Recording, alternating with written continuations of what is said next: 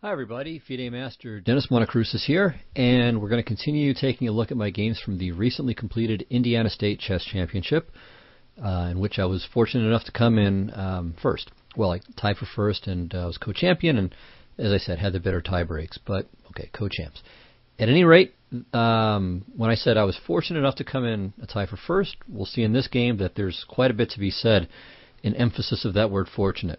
So this game is everything that round one wasn't. So first of all, I have the opposite color, but more substantively, the other game was very short. This game is extremely long. The first game was very easy. This game was anything but easy, believe me. And you won't have to believe me soon. You'll see for yourself. That game featured a bizarre opening, just the strange e4, e5, queen h5 sideline, and this was more or less a mainline opening. All right, well, let's take a look here. I had white, and my opponent was a 21-20 rated player. And I'll keep him anonymous to protect the innocent, as you'll see why, again, much later. Okay, so he played the dragon, which is not too unusual for a relative youngster, so he's, I think, about 22 years old. Okay, and now here I decided to play something a little unusual. I had known about it, decided I'd give it a punt, as the British say. Played bishop to e2. So, of course, the most common move, and probably the most testing move, is f3, which gets into all sorts of super sharp stuff. But I played bishop to e2, not with the idea of going for the old-fashioned classical with castle and kingside and f4, knight b3, g4, and stuff like that, but to essentially play it like a Yugoslav attack, but to try to play the more useful, at least hopefully more useful, bishop to e2 instead of f3. There are some small differences, but that are quite important, and we'll see some of them, at least a couple of them, as we proceed. Okay, knight c6, queen d2, castles, castles, and here he chose knight takes d4, bishop e6, and now this is a very well-known position, or kind of position, and it's also very well known that queen to a5 is a mistake. Or is it? So this is a good example of zombie thinking. We've talked about that before. If you're not sure what I mean, you can look up the earlier shows, but basically a zombie move is something that's done automatically without thinking. It's behaving like someone who's thinking, but in fact thought is out to lunch at the moment. So where is queen a5 known to be a trap? Well, that's in the f3 variation. So here queen a5 is bad because knight to d5 takes, knight e7, king h8, rook takes d2, rook a to e8, hoping for some back rank stuff after knight to d5, and let's say bishop d5, e to d5, just to give a really simple and bad example, and then rook e1 with mate next move. But white plays bishop f6 and knight to d5, and white would simply be up more or less a clean pawn ahead. The fact that black has two bishops gives him some chances that he wouldn't otherwise have, but ultimately it's more or less a clean pawn, and it's just a matter of whether black can grovel and hold. But it's not much fun, and certainly black shouldn't go in for this. Well, what's the difference here? So you might want to try to figure it out for yourself, and also figure out what white should play if the standard approach doesn't work. Okay, well, queen a5 is in fact very good here. And the key point is that if we try the same trick with knight to d5, queen takes d2, knight e7, king h8, rook d2, lo and behold, the e4 pawn drops. So there's a key difference with the pawn being on f2 instead of on f3. So white is okay, certainly. It's basically an equal position where black is maybe a microscopic amount better, but really nothing serious. So white will just play bishop to d1, king c1, maybe king d2, and this really should be a draw.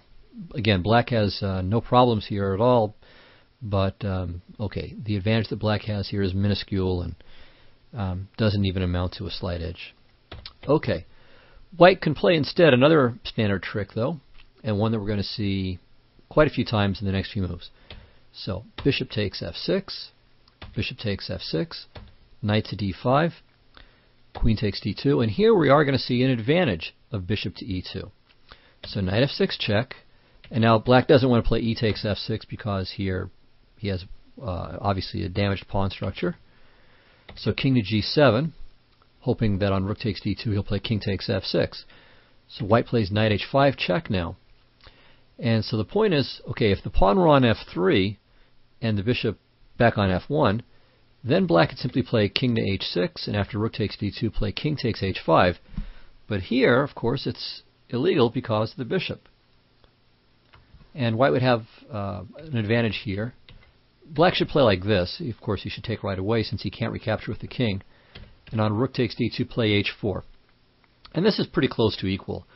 And maybe white has a very, very small advantage after f4, maybe g3, although I think f4 is probably better.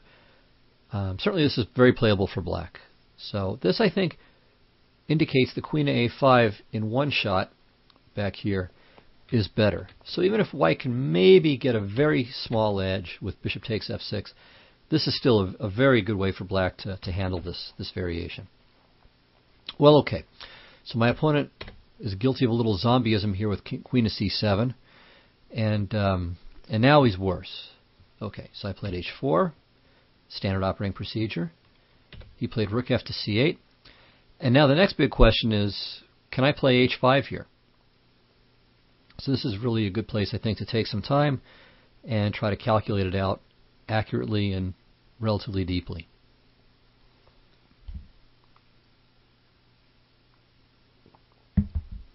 Okay, so of course you can stop the recording to do it if you haven't already. And the answer, I believe, is that h5 is a good move, and it's what I played. The reason why this is dangerous and requires thought is not knight takes h5. That would be pretty bad. But knight takes e4 is a serious trick. So knight takes e4, bishop takes d4. Okay, and now here white can play queen takes d4. We'll look at this line later, but we'll throw in h takes g6 first, since white can do this pretty much for free.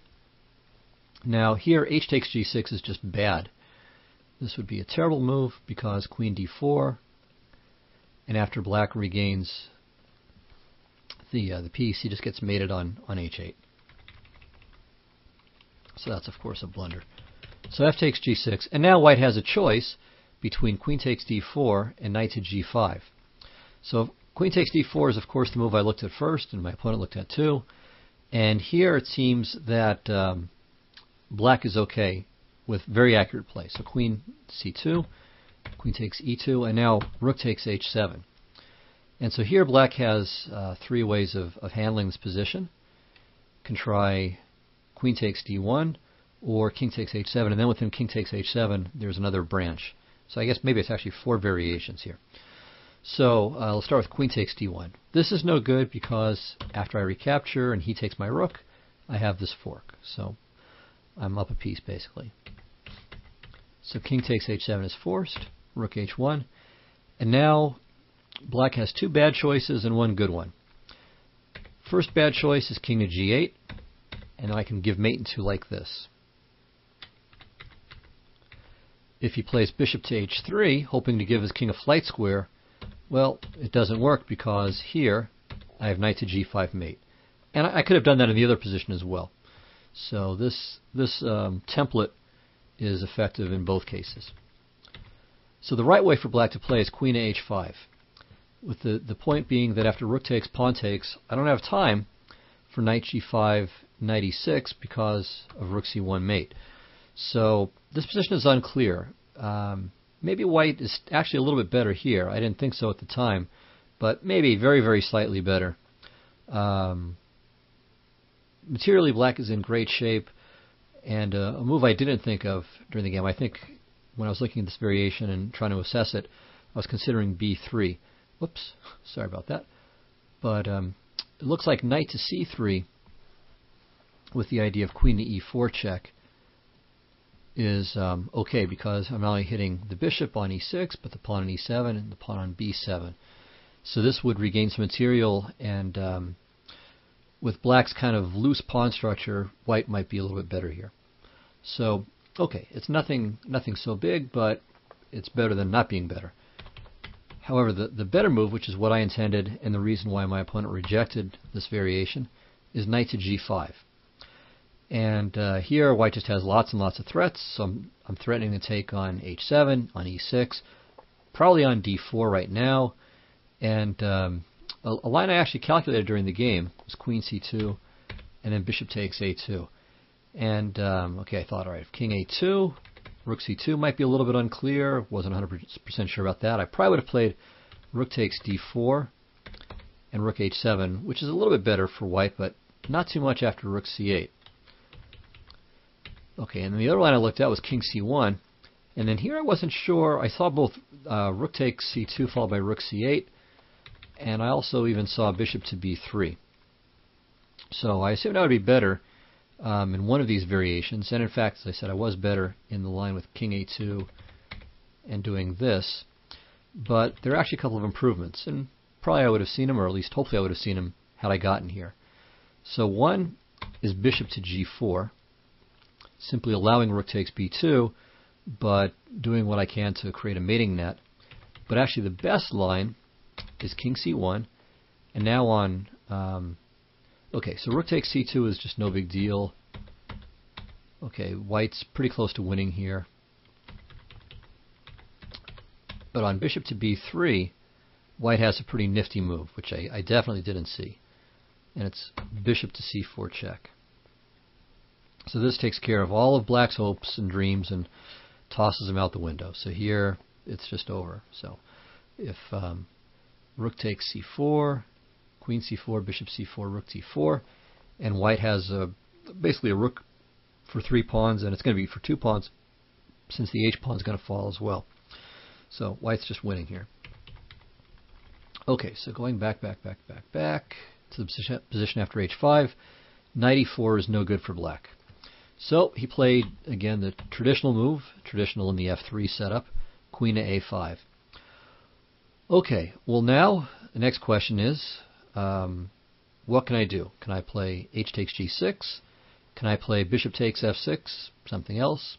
Have a look.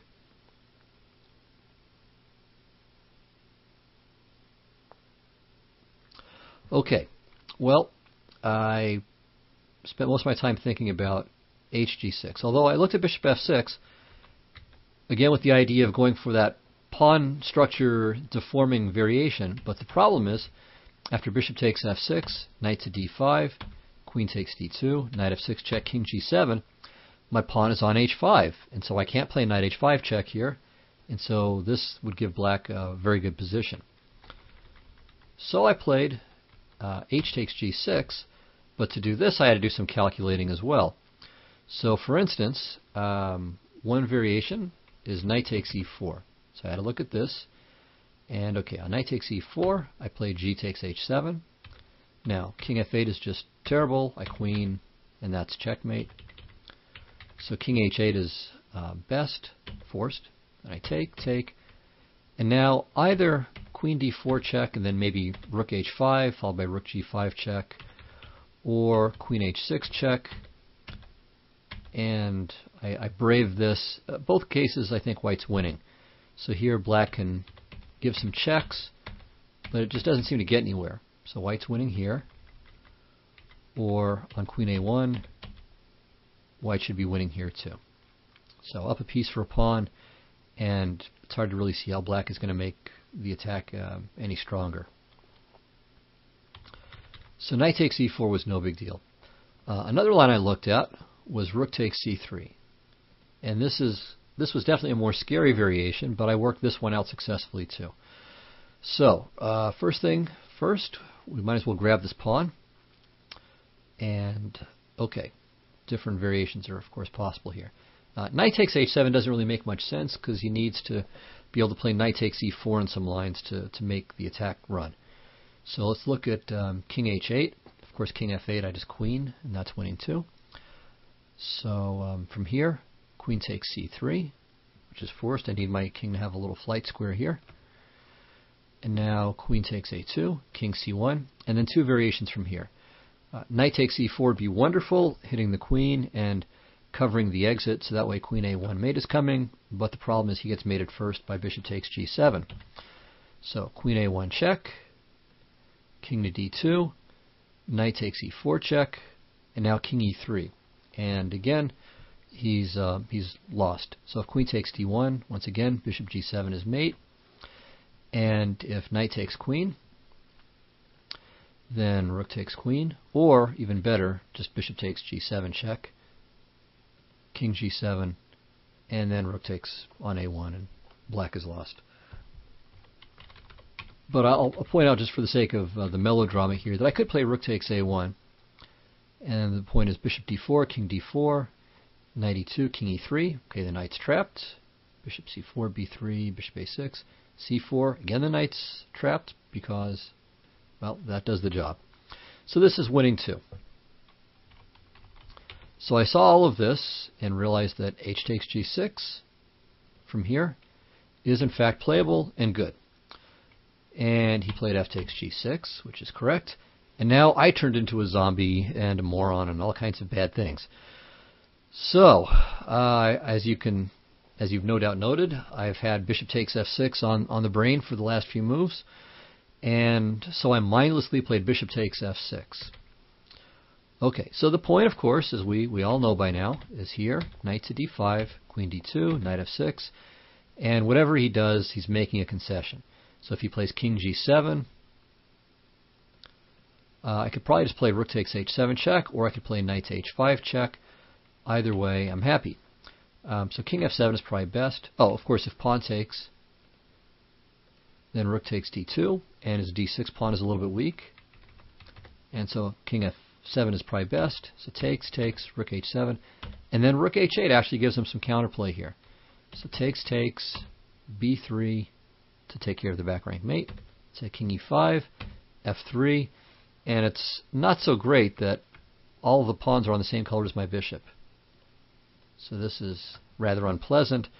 And again, with the useful h-file as well, I mean, black certainly has fantastic compensation for the pawn. So no real problems for black here. However, that being said, he has something a lot better than bishop takes f6. And that's simply rook takes c3. And in fact, this is kind of a second chance. So even here before, I mentioned that I was thinking about bishop takes f6 in this position, but rejected it because bishop f6, blah, blah, blah. But rook takes c3 is great here too.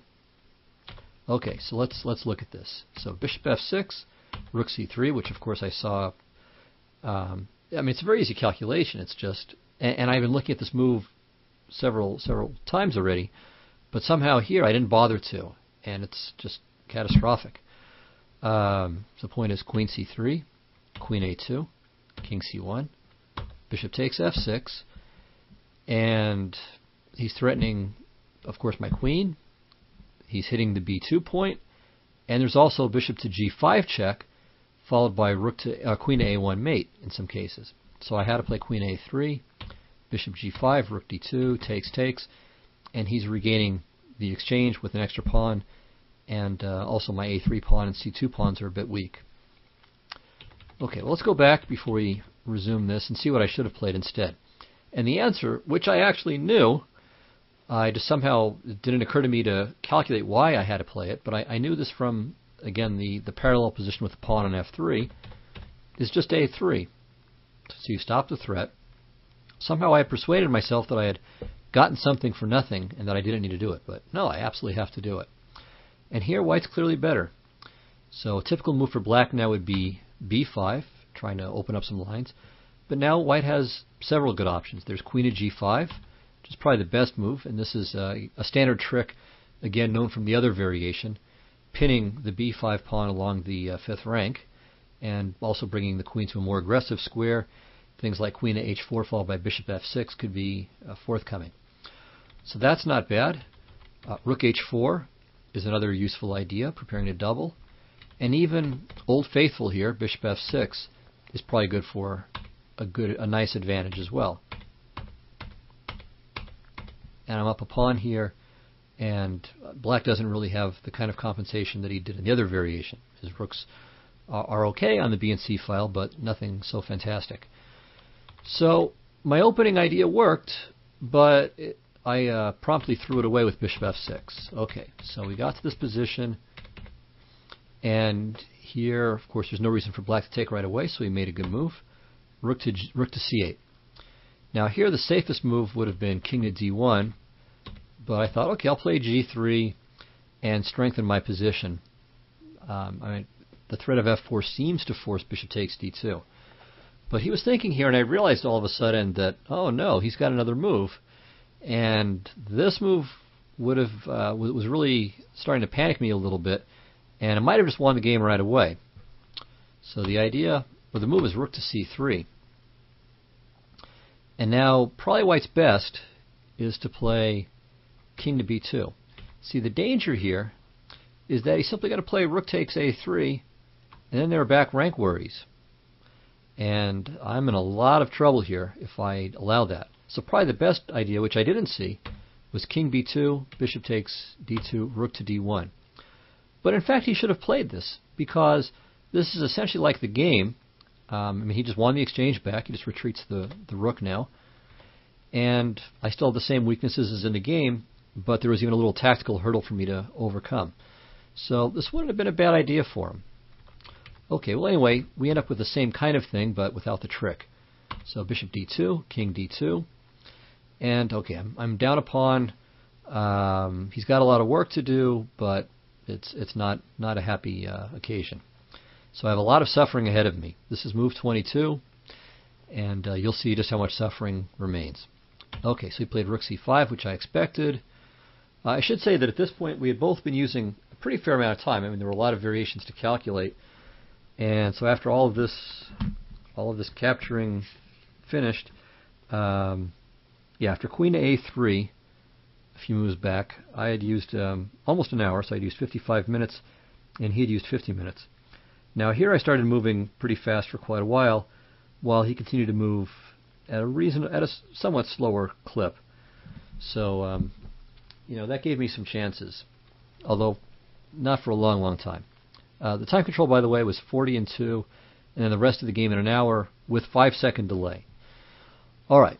So anyway, here I played rook to b1, activating my rook, and now rook to b4. And so my idea, well, I didn't like rook to a5 for him, so I didn't want to have to meet rook to a5 with rook to a1, which would just be really horrifyingly bad for my rook. So here, if he plays rook to a5, I play a4. If he plays bishop to d7, well, no real choice. I have to play bishop to b5. And, okay, this is obviously still worse for me, but here, okay, at least now this b pawn is tying up two of his units. And so functionally, in some ways, it's like equal material. It's not equal, but it's a nice defensive resource to have one pawn holding up two. Another point about that is that if the rooks got magically traded off the board, I might be drawing. Now, I would be extremely careful in calculating that, but I would at least have some drawing chances that I might not otherwise have because, again, of the economy of having the one pawn hold up too. All right, so anyway, I played rook to b4, he played king f7, and now I played rook to a4. So this is ugly and time-consuming, but again, I want to just not allow rook to a5. He can play it here, but then I just trade, and the game should be a draw, because his extra pawn would be completely meaningless. So he plays a5, and now I don't have to worry about rook to a5 anymore. The frontal assault is gone. So now it's time for me to fix my rook. So I play rook to d4, he plays b5, and here I make a very committal decision that I'm not sure about. I wasn't sure about it when I played it. I'm not sure about it now. So I played f4. The reason why I'm not sure about it is because essentially of what he did. He played g5, and now I always have to worry about him just swapping and having an immediately passed h-pawn. The other hand, though, and this obviously bothered me more than the h5 possibility, was allowing his king to become boss here with king f6 and king e5. And then maybe he plays g5, and just giving up all of these dark squares, having no space, keeping my bishop on e2 just hopelessly locked in, didn't appeal to me either. So it's one of these damned if you do, damned if you don't kinds of things. So I decided that this was the evil that I preferred. So f4, g5, bishop d1. So I want to play rook to d3, but I didn't want to calculate whether bishop to c4 and him making the exchange would be helpful or harmful. So as a general rule, when you're down material, you don't trade pieces. So bishop to d1. Okay, king f6, rook to d3, bishop c4, rook f3. Okay, and here in any place he could play g takes f4. He played king g6. Okay, now I played c3, and I'm feeling better because now I don't have to worry about b4, fixing the pawn, and my pawns are on dark squares over there, so rook trades are becoming increasingly desirable if forced. So, okay, I feel like I'm making some progress, and now I'm really feeling a lot better. And then I played bishop to c2. And I even offered a draw here, which, of course, there's no reason why he should accept it, but he wasn't making any progress. I'm sort of half bluffing with threats like e5, d takes e5, f takes g5, followed by rook h7. And, well, it's my position is looking quite comfortable, and he's running short on time now, so I thought, okay, I'll offer the draw. And plus, sometimes, again, if you offer people a draw in a position where they're better, they'll do something a little bit crazy just to really prove that it's not a draw. They'll kind of rush the issue. But to my opponent's credit, he didn't rush at all. So he was very calm, very patient, tacked around, tried to improve his position in this way and that, and just did everything right strategically, or I should say in terms of the strategy of playing, practically speaking, for quite a long time. Okay, so bishop to f7, bishop d3, bishop e8. You could consider h5. This is not bad, but again, he's not in any rush to do anything. So I played rook h1, here. And now, a key idea for me to consider, too, and I, again, repeatedly thought about this, but couldn't bring myself to ever play it, and that's f5. Now, the great point about playing a move like f5 is that it becomes even that much harder for him to make a passed pawn on the king side. So if he plays bishop to e8, I play bishop to e2.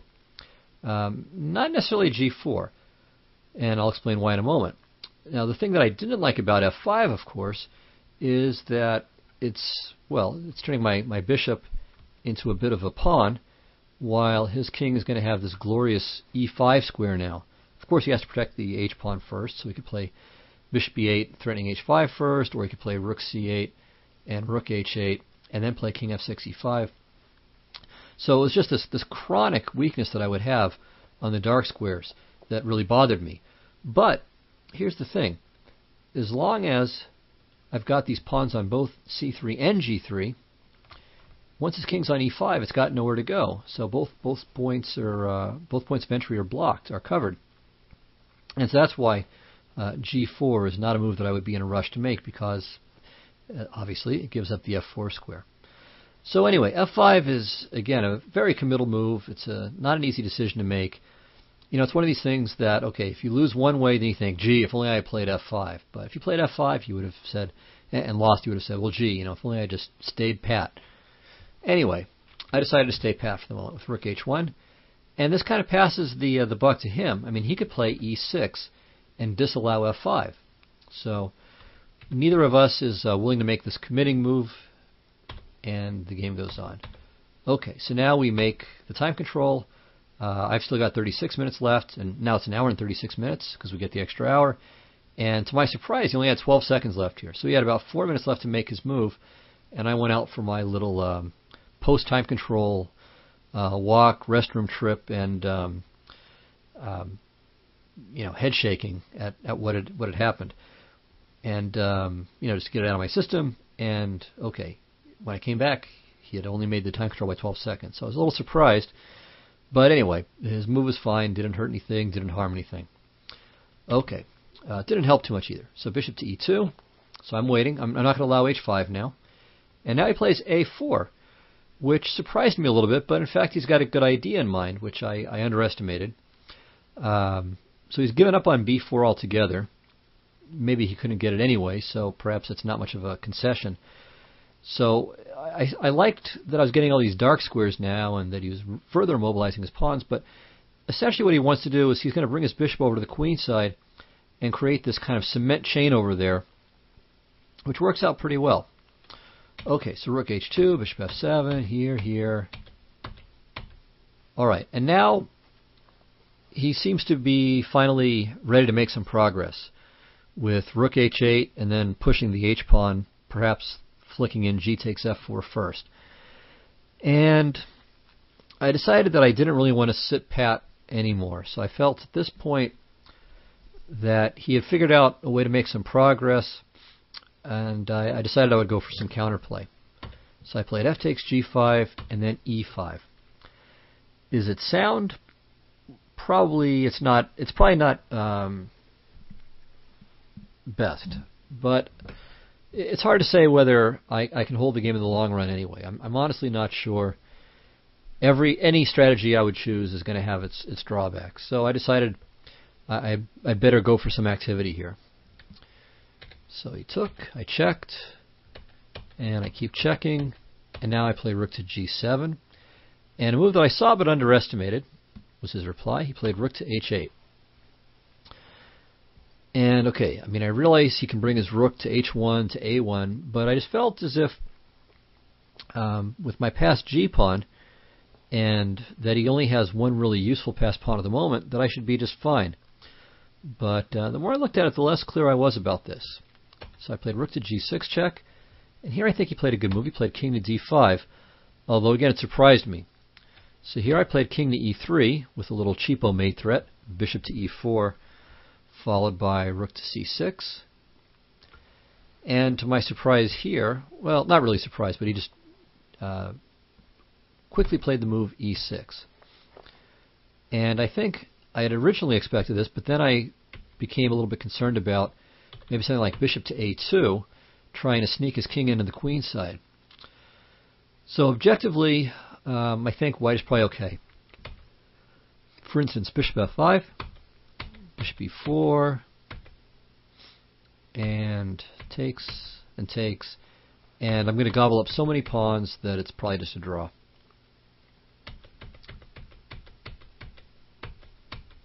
And okay, maybe at some point he's going to get rook and bishop versus rook, and I'll have to suffer, definitely. But objectively speaking, theoretically speaking, that's a draw. Okay, so that's bishop a2. Another move I was starting to consider while he was thinking was bishop to f1. So on this, I've got a neat trick. c4 check. And the point is that after king takes c4, I have my cheapo mate again, but kind of the other way around. So after c4, he should take with the pawn, but again, I'm getting a little breathing room, and his king doesn't come in. So check, rook e6, and I get to gobble some pawns here.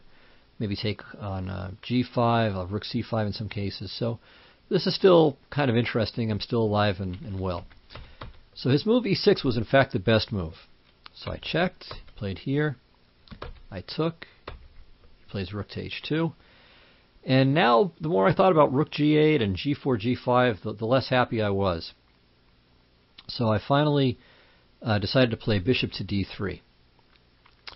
And this gave him a choice, and okay, I think both are pretty good. So if bishop takes d3, king d3, rook a8, rook g8, rook a8, or rook a3, rook to b8, I have some chances because of my g-pawn, but ultimately he's winning with correct play. So for instance, rook to b3, and now if g4, a3, g5, b4, it's just it's too much material. And if rook to d8, okay, here 2 pawns down is too many. Maybe if his queenside pawns were split, it would be okay, but this isn't good. So in the game he chose rook to a2, which at first I thought I was happy to see, but the point is, after takes and takes, it's very difficult for me to defend my c-pawn, at least in a natural way. Now, here I played rook to g8, but I missed a nice move, it seems. So rook to g4 is actually a pretty interesting possibility. So the whole point is just to give my rook a little bit more room on the back rank. After king d5, rook to g8, white has a surprisingly resilient position. So checks, and if he gives up the c-pawn, it's a draw.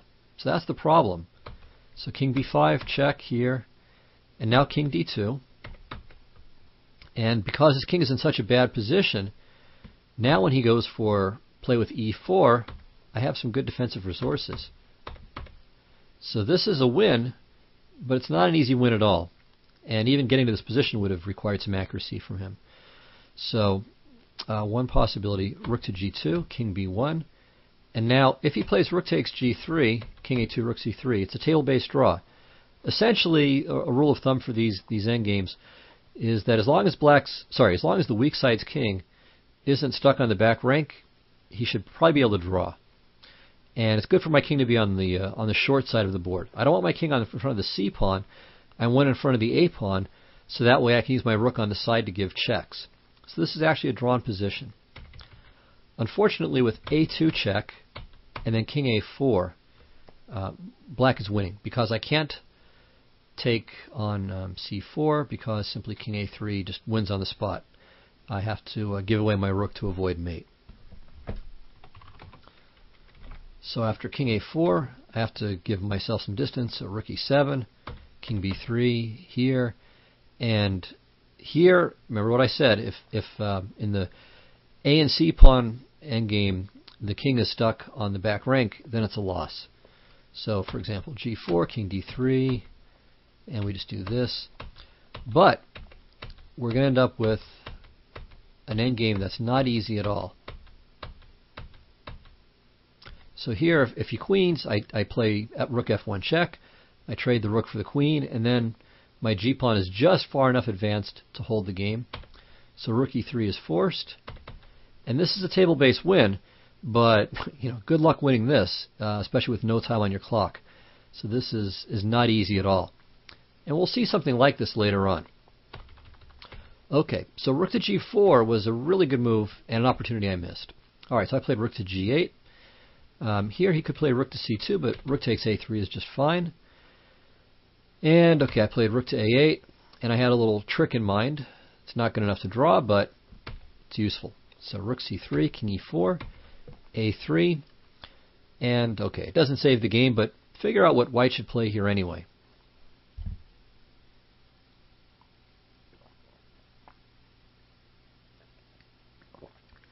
Well, the answer is rook a5.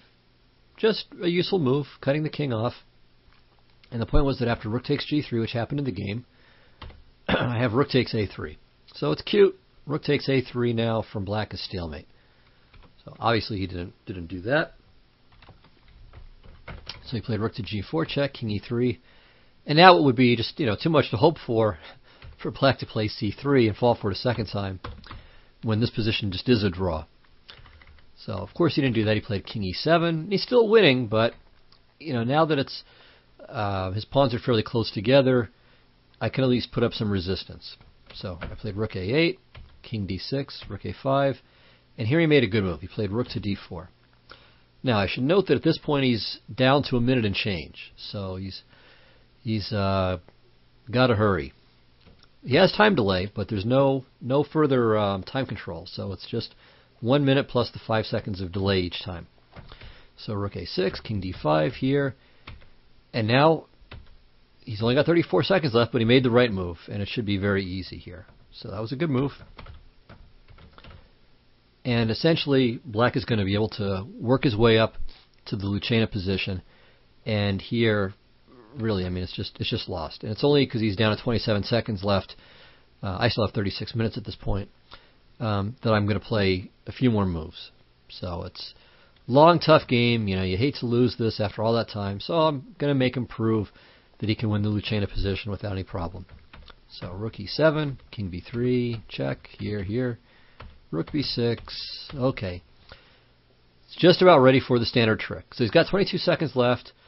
As probably everyone here knows, everyone who's watching this knows, the standard trick, sorry, didn't mean to do that. Standard trick with black to move is to play this check, and then play rook to e5, and then bring the king out. So, okay, anyway, what I did here, though, and that's what would happen if I made some kind of waste move like rook to b6. So I'm sure you would have just belted out rook e8, king f2, rook e5, and then I lose in extremely well-known fashion. This has been known for hundreds and hundreds of years. Okay, and that would be game over. there's nothing I can do about this. Okay, it's just a dead lost position. But I found something kind of clever, kind of mischievous. So I played the brilliant rook to h7. Now, brilliant is kind of a semi-facetious adjective here. So it makes absolutely no difference in the position. I mean, black can do practically anything he wants to and still win. But what's good about this move is just that it's kind of semi-nonsensical and sort of bluffs at some back rank checks, and it's just confusing. So it's just something a little bit different, just to leave the template. So he has to think a little bit, and he doesn't have that much time to think. So he thought for 4 seconds, plus the delay, and played rook to d4. Okay, this isn't a bad move, but it was very, very simple. All he had to do was play rook to b8, and the game is over. Rook to b8, king to b1, queen. Thank you very much. So that's how you take advantage of the rook leaving the b file. So if I leave it, you occupy it. Simple as that. All right, but instead he played rook to d4. Okay, so I went back, and now he could have played rook to e4 check. Well, no, sorry, he does play rook to e4 check. Okay, and now if I played king to f2, he would have gotten an even more favorable version of the Lucena win. So I played king to d3. Okay, again, just anything to be a little bit mischievous here in the position. And now, probably the simplest way for him to win would be rook to a4, with the idea of rook to a2, rook to b2, and king to b1. And that would win as well. But again, now we're no longer in the simple textbook 101 version of this ending.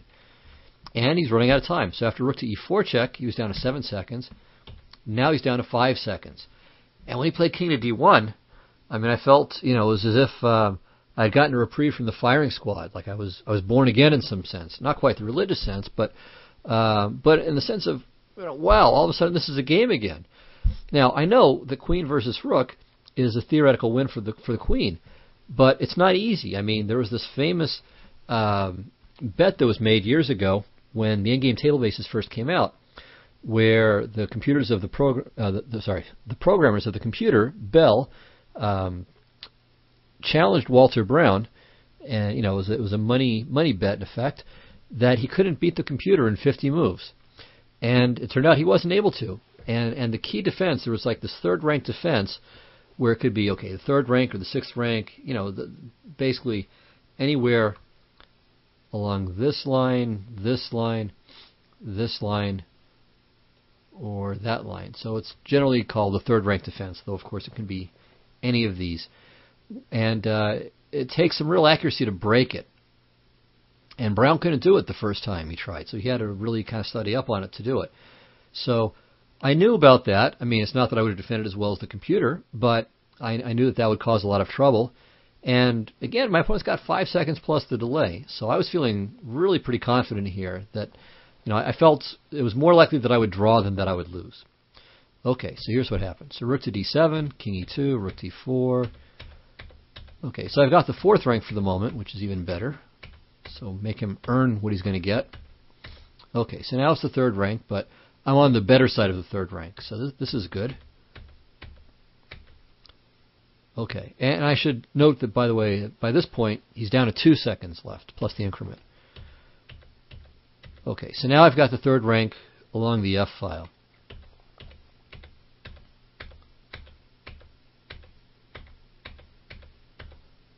All right, so that was move 100, by the way. Okay, and all right, at this point, with perfect play, he can win my rook with 2 moves to spare in the 50 move rule. So I haven't played perfectly, but I've made more progress than he has. So I think at the beginning of the endgame, he had mate in 31 with perfect play. At this point, it's mate in, I think, 27. So, and we've made 24 moves. So here, he again thought for a little bit and played queen h6, but it was too late. His flag fell. So not only did I not lose this game, I actually won it. And, it's a terrible situation for my opponent because, you can't just give up a draw when you've got a position that is a win. It's a theoretical win. He knew it, I knew it, and so on. But only 2 seconds, and you have that temptation to think at some point. and it's fatal. It's lethal. So somehow I won this game, and I'm not sure if I should feel proud of it or ashamed or what. But my opponent made a lot of good moves. He did a lot of things right, and the main thing he did wrong was his time management. And again, he also kind of lost his way in the rook and pawn versus rook ending. Anyway, at the end of this game, it's to my opponent's tremendous credit that he got up, he kind of collected his thoughts for a minute, kind of walked over by himself, took about a minute, and came back and shook hands and was able to function and play well the rest of the tournament too. For my part, I was just completely shot by this game. So 103 moves. I had been lost for about 90 of them, or close to lost for 90 of them. And so I needed to take a blame. I was exhausted. I was, every possible emotion. So, incredible game. And by the way, just for those of you who are curious, here's what the win would look like with best play from both sides. So it takes quite a while, but it can be done. So notice this little trick. If king takes b5, it's stalemate. And it doesn't look like black is making progress, but he is. And then this is really the key position. So this is one of the positions you need to know in order to win this ending. The white rook is forced away, and with a delicate little series of checks, black will win it. So rook to b1, queen e5 is key, queen d4, and then if the king goes to a6, queen to a4 is mate, and if the king goes to the back rank, then queen h8, queen h7, and with 2 moves to spare, black grabs the rook and wins.